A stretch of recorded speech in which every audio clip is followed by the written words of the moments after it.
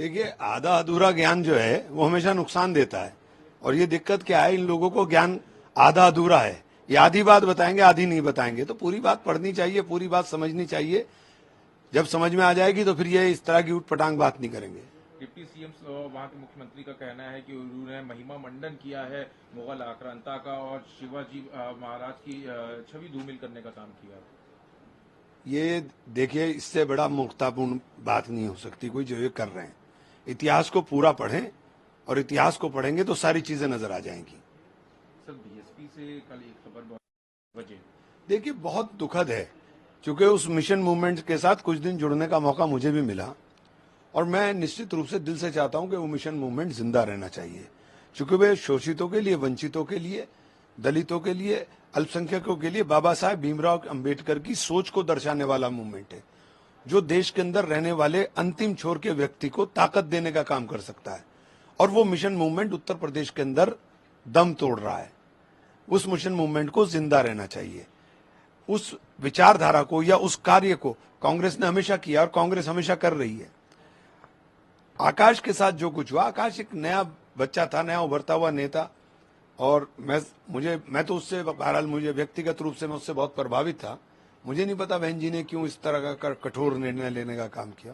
तो क्या आगे की क्या रणनीति होनी, क्योंकि जो बात आप कह रहे हैं, बीते दिनों राहुल गांधी ने भी ये बात कही थी कि अगर इंडिया गठबंधन में वो शामिल होती तो फायदा होता, जिसके बाद बी टीम उन्होंने कांग्रेसी को कह दिया बीजेपी के। देखिए, कांग्रेस एक बात की तो गारंटी है कि कांग्रेस बीजेपी की बी टीम कभी नहीं बन सकती। बाकी कोई भी बी टीम बन सकता है, बट कांग्रेस कभी नहीं बन सकती, ये तो गारंटी है। और राहुल गांधी इस बात की गारंटी है, वो कभी झुकेगा नहीं, कभी डरेगा नहीं, कभी दबेगा नहीं।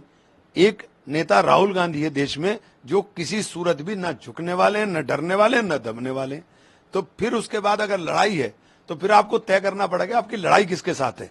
अगर आपकी लड़ाई उस विचारधारा के साथ है, जो विचारधारा देश के अंदर दलितों को, शोषितों को, वंचितों को और अल्पसंख्यकों को, खास तौर से मुसलमानों को टारगेट कर करके देश में नफरत का माहौल पैदा कर करके सत्ता हासिल करना चाहती है, अगर उस विचारधारा के साथ लड़ना है, तो उस विचारधारा के साथ लड़ने के लिए आपको राहुल गांधी का हाथ थामना ही पड़ेगा। आप ये काम नहीं कर सकते कि आप बात तो कहेंगे कि हम इस विचारधारा के साथ लड़ेंगे, लेकिन उसी को पोषित करने का काम करेंगे, ये नहीं हो सकता। मतलब मायावती की विचारधारा बिना कांग्रेस के नाव में सवार हुए आगे नहीं बढ़ पाएगी। नहीं बढ़ पाएगी। आप बताइए कौन सा रास्ता है। उनके पास कोई रास्ता हो तो वो सुझा दे, हम उस रास्ते को देखेंगे, हम बात करेंगे। लेकिन उनको पता है कि कोई रास्ता नहीं है, कोई रास्ता नहीं है, जीरो पर आउट हो रहे हैं लगातार।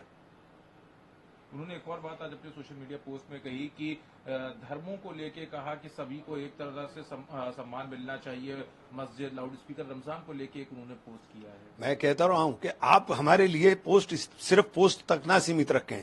अगर आप ईमानदारी के साथ मुसलमान के लिए, आप धर्म की बात न करें, मैं सीधी बात कर रहा हूं, हमें कहा ना, अगर आप मुसलमान के लिए बात कर रहे हैं तो मुसलमान के खिलाफ जो भी एक्शन हो रहा है, उस एक्शन के अंदर आप लोग साथ आकर के क्यों नहीं खड़े होने का काम करते हैं। ये कैसे हो जाएगा कि आप बात कुछ करोगे और कहोगे कुछ और करोगे कुछ, ये नहीं होगा। अगर लड़ाई है तो लड़ाई सीधी इस विचारधारा के साथ है, उसके साथ लड़ना है। तो फिर मायावती तो साथ नहीं खड़ी हैं, लेकिन उत्तर प्रदेश में विधानसभा को से पहले भी अभी और इंडिया गठबंधन में भी समाजवादी पार्टी आपके साथ खड़ी। समाजवादी पार्टी एक बयान और भी था जिसमें आपने कहा था कि 80-20 का वाला है, इक्वेशन की बात करी जा रही है। तो क्या लगता है कि समझ, देखिए, पार्टी को तय करना है, पार्टी को तय करना है। मेरा मानना यह है कि राष्ट्रीय दल को, क्षेत्रीय दल अगर चाहेंगे कि राष्ट्रीय दल को खत्म कर दें तो ये मुमकिन नहीं है, ये मुमकिन नहीं है। हम अपने आप को क्यों खत्म करेंगे, हम अपनी पार्टी को जिंदा रखेंगे। और यही विचारधारा है जो देश के अंदर परिवर्तन लाने का काम करेगी। जिस दिन परिवर्तन आएगा उस दिन कांग्रेस के नाम पर ही परिवर्तन आना है देश के अंदर, जो कन्याकुमारी से लेकर के कश्मीर तक खड़ी हुई है। तो ये कैसे मुमकिन है कि आप परिवर्तन लाने के लिए उत्तर प्रदेश की सीमाओं के बाहर जाएंगे तो आप दम तोड़ देंगे, तो परिवर्तन कहां से लाएंगे। परिवर्तन की बात है, अखिलेश यादव ने अपने मुंह से नहीं कहा, लेकिन उनके पार्टी के तमाम प्रवक्ता भी कह रहे हैं कि कांग्रेस को की कोई मतलब भूमिका नहीं है।